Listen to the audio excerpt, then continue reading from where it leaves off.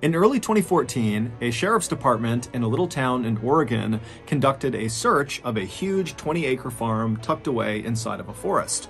A local man had gone missing recently, and this farm was one of the few places they knew he had been.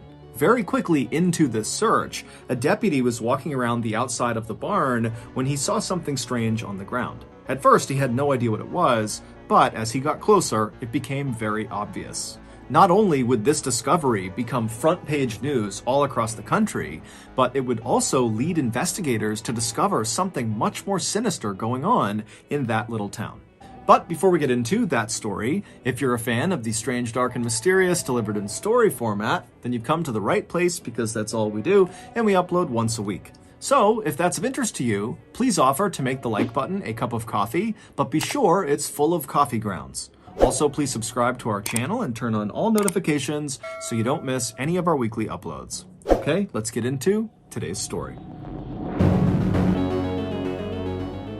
By most people's standards, Susan Monica's life had been pretty good. She had a small but very close group of friends, she had a great job working as an engineer, and she lived in one of the most exciting cities in the world, San Francisco, California. But Susan was not happy. Moving to the big city was not so much a choice as it was a product of life and circumstance. Deep down, Susan had always been someone who preferred peace and quiet and being alone, things that were in rare supply in a big city like San Francisco. Many nights after work, Susan would come home to her apartment and she would sit there and dream about moving away from the city and living off the grid somewhere on a farm, raise her own food and be totally self-sufficient, away from everybody else in the world. And then one day in 1991, when Susan was 43 years old, she made that dream a reality.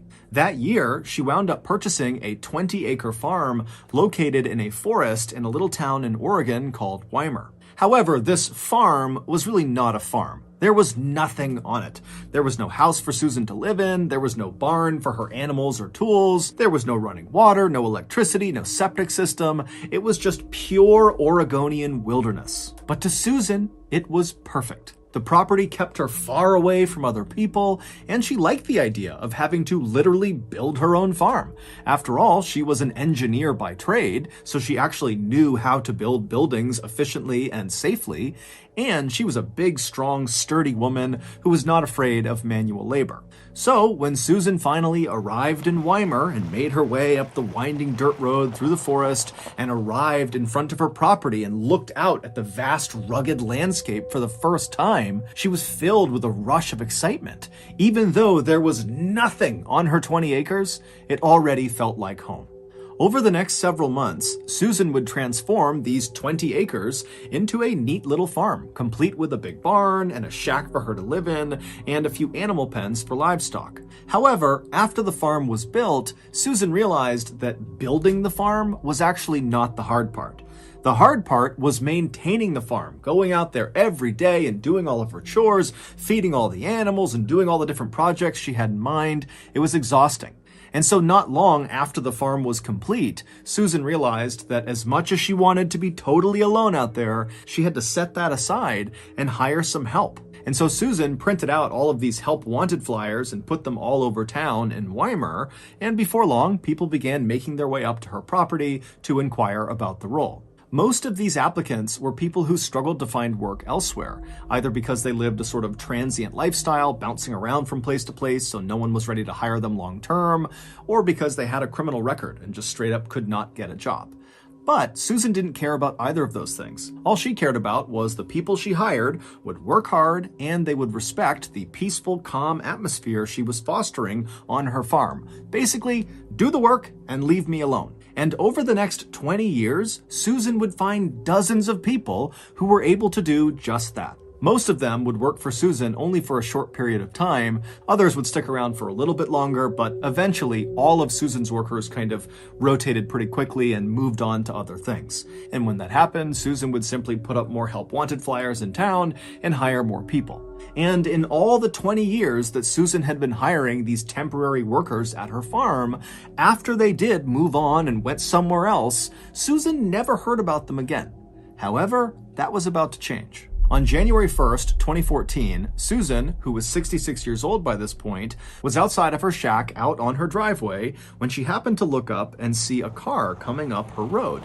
Now remember, she lives in the middle of nowhere. No one comes out to see her, so this is a very rare event. And so Susan is totally keyed in on this car. And this car, they pull into her driveway, and then out of the car popped 3 young people. It was 2 young men and 1 young woman. And before Susan could even ask them who they were or why they were here, they were telling her.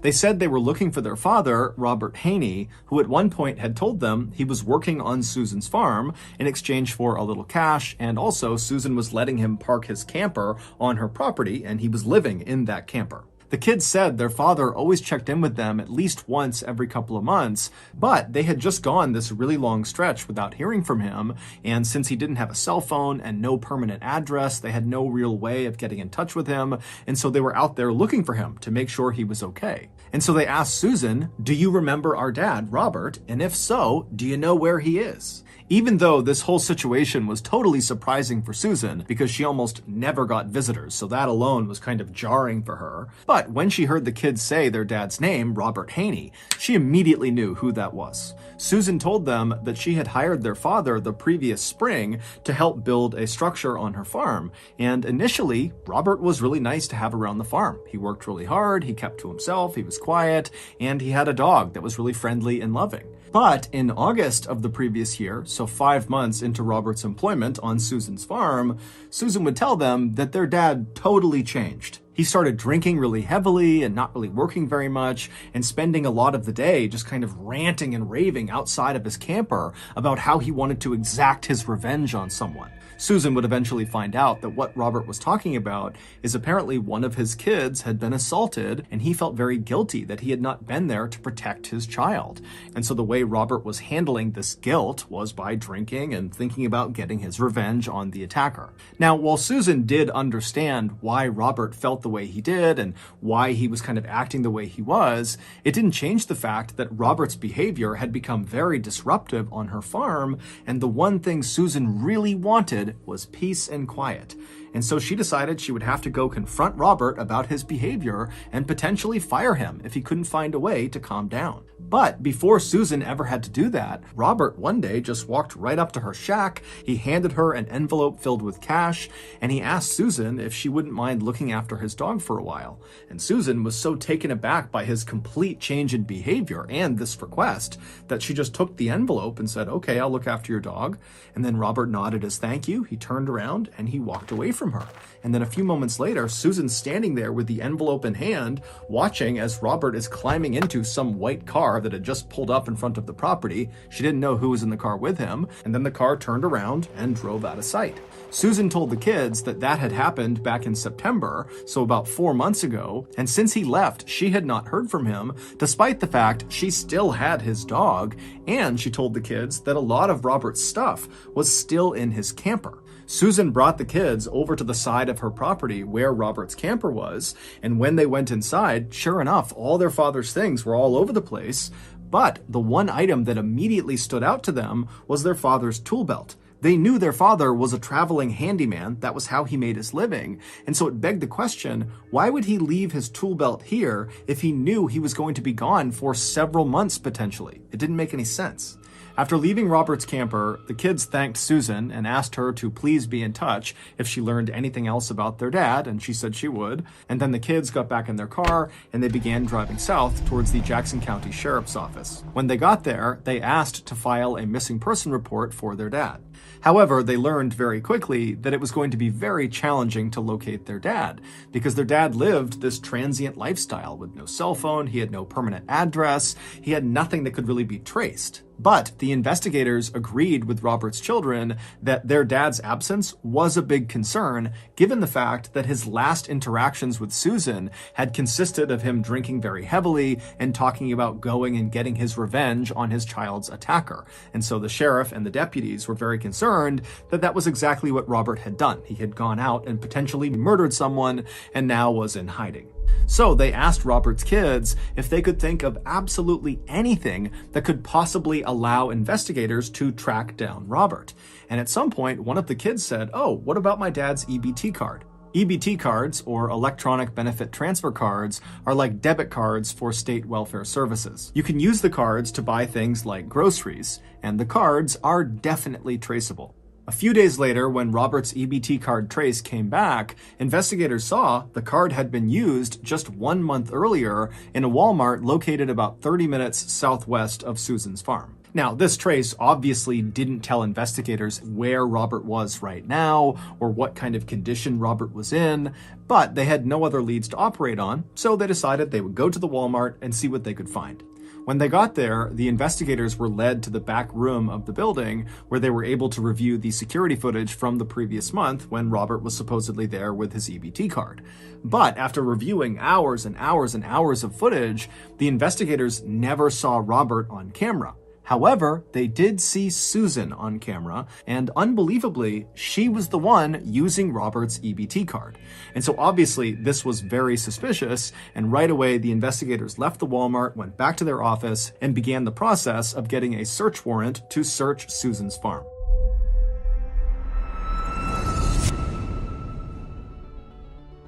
Last night, I decided I wanted to treat my family to a nice homemade dessert. And so I headed to the grocery store and I picked up a trough of spoiled milk and a hammock of fermented herring, and then I headed home to blend the two together to create a nice frappe milkshake. But right before I hit blend, I got a notification on my phone that said I had just spent $2,000 on swearatawalrus.com. Now, I love to swear at a walrus as much as the next guy, but that website became so addicting for me. I was swearing at 50 walrus a night, and so I had to cancel that months ago. And so I knew that $2,000 charge could not be mine. Someone had stolen my credit card. But when I pulled out my 20-pound wallet, my credit card was still there. Well, it turns out the Dementor that was at the grocery store with me, who bumped into me as I was scooping up my spoiled milk, he wasn't just bumping into me, he was using his RFID scanner and scanning my wallet through my jeans and ripping off my credit card information.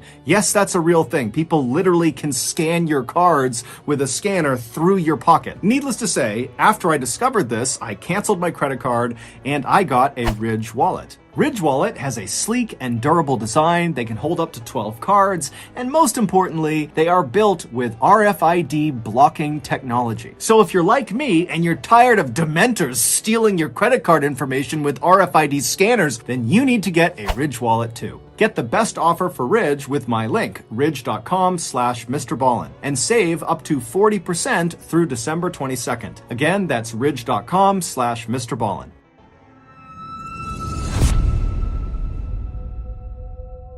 A few days later, on January 10th, the sheriff and his deputies arrived at Susan's property, and when they pulled onto her driveway, Susan came outside to greet them. When she asked them, what's going on, they told her, hey, we're here to search your property in connection with Robert Haney's disappearance. And before Susan could ask any more questions, the sheriff said to her, hold on, just turn around, let's go back inside, I need to talk to you privately. And so Susan, who was very shocked by this, just said, okay, and she turned around and led the sheriff into her house while the other deputies fanned out across the property to begin this big search. Once inside of Susan's house, they sat down in her kitchen, and right away the sheriff says to Susan, okay, I have you on camera using Robert's EBT card. I know you stole it, so you need to tell me where Robert is right now, or it's going to get a whole lot worse for you. And as soon as he said this, Susan's look of shock on her face quickly turned into a look of kind of relief. It was like suddenly she understood what was going on here.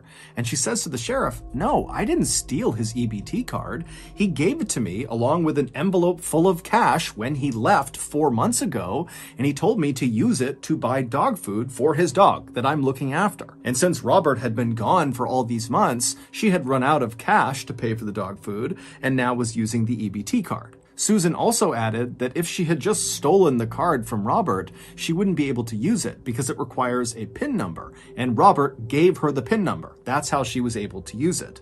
The sheriff was not totally sold on Susan's story, and so he continued to ask more questions, trying to trip Susan up about how she came to acquire this card, but Susan was very firm that Robert had given her the card, and that was it. And so after several minutes, the sheriff realized that Susan was likely telling the truth, which meant the EBT card angle was likely a dead end, and they would have to call off this search. But as the sheriff was standing up to leave the kitchen and leave the property altogether, a deputy from outside came running into the kitchen and without saying a word, just bent down and whispered something into the sheriff's ear. And as the sheriff is listening to this deputy, his face is contorting in disgust. He can't believe what he's being told. And after the deputy stands up and leaves the kitchen, the sheriff takes a deep breath and then looks at Susan and says, "Ma'am, you're going to have to come with us." Back at the station, a now very flustered Susan was led into a small interrogation room where she sat down looking totally anxious. She's looking around, wondering what's going on. And then the sheriff walked into the room, immediately hit record on the camera, and then looked at Susan and says, "Has anyone died on your property?" The story that Susan would tell the sheriff that day in the interrogation room was so completely unexpected and horrific, it would make headlines all across the country. Before Susan began this story, she told the sheriff that everything she had said about Robert Haney's disappearance had been the truth. However, she had left one little detail out. After Robert had handed Susan that envelope full of cash and the EBT card, and then climbed into that stranger's car and driven away, after that, Robert had actually come back to her farm, and recently. Susan said she discovered his return when one morning she got up and she went outside to go feed her animals when she looked over at the pig pen and saw all the pigs who would normally be laying down and lounging around at that time of the day. They were all up and they had converged in one portion of the pig pen, and they had kind of formed a circle around something on the ground, as if they were all trying to look at something on the ground. Now, Susan said this was totally uncharacteristic, so obviously something weird was going on, and so Susan dropped her food and rushed over to the fence. She climbed into the pig pen, and as she got closer and closer to all these pigs, she realized they weren't just looking at something on the ground, they were eating something on the ground. And so Susan goes right up to this ring of pigs, and she begins pulling them aside, and then right in the middle on the ground is Robert. He was laying on his back, and his insides had all been torn out. It was like the pigs were disemboweling him, and the most shocking thing is Robert was still alive. He was moving his arm and groaning. Susan tried to pull the pigs off of Robert, but she said they kept coming back and really aggressively continued to eat Robert. It was like they were in this feeding frenzy. And so Susan said, I thought about lifting him up and moving him, but Robert was practically split in two, and she felt like if she tried to move him, that would kill him anyways. And so Susan said she did the thing that she thought was right at the time. She left the pig pen, went into the barn, got a shotgun, ran back to the pig pen, raised the weapon, and fired it into Robert. Susan told the sheriff that this was purely an act of mercy. She was ending his suffering. After Robert was dead, Susan said she just left the pig pen, and then 3 days later, she went back into the pig pen with bags and collected the little bits of Robert that had not been eaten by her pigs. And then she took those bags of remains and chucked them into her barn on top of the trash pile. But clearly, Robert's remains had not remained in the barn, because the thing that deputy had whispered into the sheriff's ear when the sheriff was talking to Susan in the kitchen was, "Sir, we found a leg outside." It was Robert's leg, and it was found not inside of the barn in the trash pile, but out in the middle of her property, just out in the open. Susan, when confronted with that information, suggested that, maybe a wild animal had gone into the barn, got a hold of it, and dragged it off. The sheriff didn't even know what follow-up questions to ask, and so he just said, "Well, why didn't you call 911 when you first saw Robert? I mean, maybe we could have saved him. Or at least after he was dead, why didn't you tell someone?" Susan would say that the reason she didn't tell anyone is she was afraid that if word got out about what her pigs had done, then her pigs would be euthanized and she would lose a major revenue stream because she sold her pigs' meat in town. And she said even if her pigs were not euthanized, she was worried people in town would not want to buy her pigs' meat after they learned her pigs were attacking and eating humans. Susan would tell the sheriff exactly where they could find the bags that contained Robert's remains, and she even said she would take a polygraph test to show she was now telling the whole truth. But when she actually sat down to take the polygraph test, she kept fidgeting and coughing and doing these really dramatic sighs, and it was causing the test operator to get really inaccurate readings. And so when this first polygraph test was over, the results were inconclusive. And so the investigators made Susan take another test, but again, she continued to fidget and yawn. And so finally, the investigators in the room watching this happen just called off the test. And when they did, they said to Susan, hey, we're going to search your farm, and if there is anything on your farm that you have not told us about, you're going to be in serious trouble because we're going to find it. At this point, Susan kind of stopped fidgeting and she looked up at the investigators, and after a long pause, she reached out across the table and grabbed a piece of paper and a pen. She pulled it back and she began drawing something. And after a few seconds, it became pretty clear she was drawing a map of her farm. And after the map was all drawn out, she drew a big X in the middle of it and then slid the map back across the table to the investigators. And she said, if you go to that X, you'll find Stephen. And the investigators are like, who's Stephen? We're talking about Robert. What are you talking about? Well, it would turn out Robert was not the only farmhand to die on Susan's property. In 2012, about a year before Susan hired Robert, she hired another man named Stephen Delacino. And according to Susan, Stephen was a lot like Robert. He was really easy to get along with, he was quiet, he worked hard. But at some point, Susan said they had a big falling out. Susan said she started to suspect that Stephen was stealing her guns in her barn, and so she went to confront him. And during this confrontation, they got into this big fight, and Susan said she didn't really remember all the details of what happened next, but at some point during this fight, a gun went off, and then Stephen fell to the ground in the middle of the pig pen with his head bleeding, and all of Susan's pigs suddenly swarmed him and began eating him. The stunned investigators again asked Susan, okay, if that really happened the way you said it did, why didn't you call 911 if this was like an accident? And Susan would say, again, that her big fear was her pigs would either be euthanized or word would get out that her pigs were eating people, and the people in town would not want to buy her pig's meat because of that. In the end, as far-fetched as Susan's stories were about what happened to Robert Haney and Stephen Delacino, there was never any evidence that actually contradicted her claims. And so as a result, when Susan went on trial for murdering Robert and Stephen, it came down to whether or not the jury believed Susan. And they didn't. Not at all. They believed that Susan was completely lying, and that in reality, Susan, who was known to have a very quick temper, shot Stephen and shot Robert very much on purpose, and then threw them into her pig pen. We can only hope they were dead before her pigs began eating them. On April 21st, 2015, more than a year after Robert's children had reported him missing, Susan was convicted of 2 counts of murder for Robert and for Stephen, and 2 counts of abusing a corpse. She was sentenced to a minimum of 50 years in prison. While in custody, Susan would be overheard saying there were 17 other bodies buried on her property. However, when the police went out there and searched again very extensively, they never found any other remains. So that's going to do it. If you got something out of this episode and you haven't done this already, please offer to make the like button a cup of coffee, but be sure it's full of coffee grounds. Also, please subscribe to our channel and turn on all notifications so you don't miss any of our weekly uploads. We have a podcast that puts out brand new podcast exclusive stories on Monday mornings, and on Thursday mornings, we put out the remastered audio of our best YouTube videos. The podcast is called the Mr.Ballen Podcast, and it's available only on Amazon Music. Consider donating to our charity called the Mr.Ballen Foundation that provides support for victims of violent crime and the victims' families. Monthly donors to the Mr.Ballen Foundation Honor Them Society will receive free gifts and exclusive invites to special live events. Go to mrballen.foundation and click Get Involved to join the Honor Them Society today. We have 2 additional YouTube channels, Mr. Ballen Shorts and Mr. Ballen en Espanol.